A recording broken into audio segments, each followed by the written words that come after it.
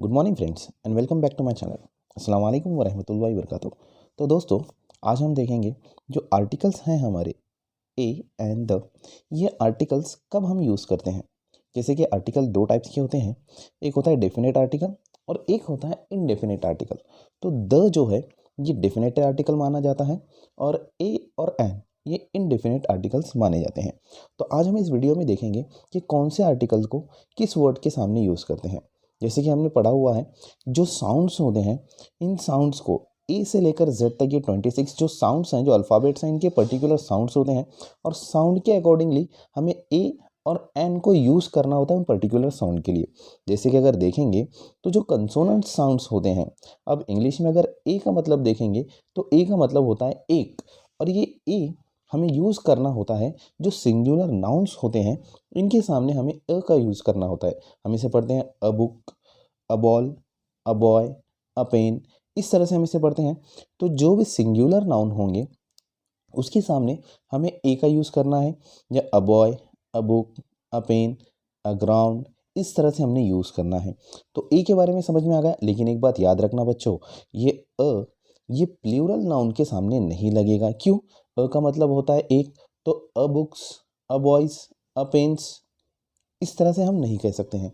तो जो singular nouns होंगे उन्हीं को हमने ए लगाना है, यानी अ बुक, इस तरह से। अब देखिए, मैं आपको बताता हूँ कि कौन से वर्ड्स को हम एन लगाएंगे और किसे हम अ लगाएंगे। तो जो कंसोनेंट साउंड्स होते हैं, जैसे कि हमें पता है वोवेल साउंड्स क्या हैं और कंसोनेंट साउंड्स क्या हैं। तो वोवेल साउंड है ए, ई, आई, ओ, यू। अब आपने याद रखना कि किसी भी वर्ड के सामने, यानी जो वोवेल साउंड्स हैं उनसे बनने वाला जो वर्ड है उनके सामने किस में एन लगाना है। तो याद रखिए बच्चों, एन इन साउंड्स के आगे लगेगा। जैसे कि यहाँ पे लिखा हुआ है एप्पल, तो अ का साउंड ए आना चाहिए, ओ का साउंड ओ आना चाहिए, ई का साउंड यहाँ पे ए आया हुआ है एग, और अम्ब्रेला का साउंड अगर देखेंगे वर्ड यू से बढ़ रहा है और इसका साउंड अ वाला आ रहा है, यानी अम्ब्रेला।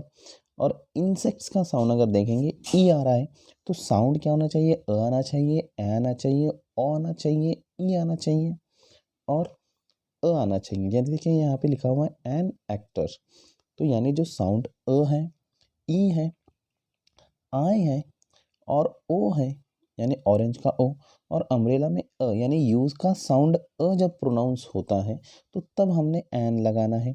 जब यानी यू का साउंड यू होता है तो तब हमने एन नहीं लगाना है। और एक बात, एन के अंदर भी बिल्कुल अ की तरह, यानी जो सिंगुलर नाउन्स होंगे उन्हीं को हमने एन लगाना है। यहाँ पर भी जो प्लूरल्स होंगे उन्हें हमने एन नहीं लगाना है बल्कि द लगाना है। ये बात क्लियर हो गई।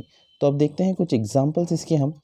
ये जैसे कि हमने देखे, ये कुछ एग्जांपल मैं यहाँ पे आपको दे रहा हूँ, आप इसका स्क्रीनशॉट लेकर रख सकते हैं और इन एग्जांपल्स को देख सकते हैं।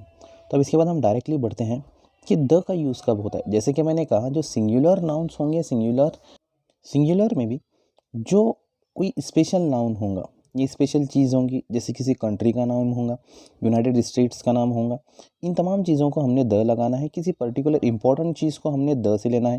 कोई मोन्यूमेंट्स हो गए, ठीक है, हिस्टोरिकल प्लेसेस हो गए, इनको हमने द का यूज़ करना है।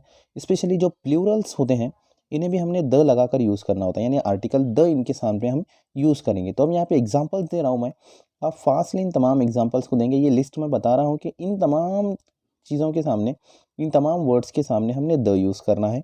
और इस वीडियो को थोड़ा सा शॉर्ट बनाकर मैं जल्द से जल्द इस 5 मिनट में इस वीडियो को ख़त्म कर देता हूँ और ये लिस्ट आपको दे देता हूँ ताकि आप आसानी से इन चीज़ों को समझ लें कि अ एंड द हम कहाँ पर यूज़ करते हैं।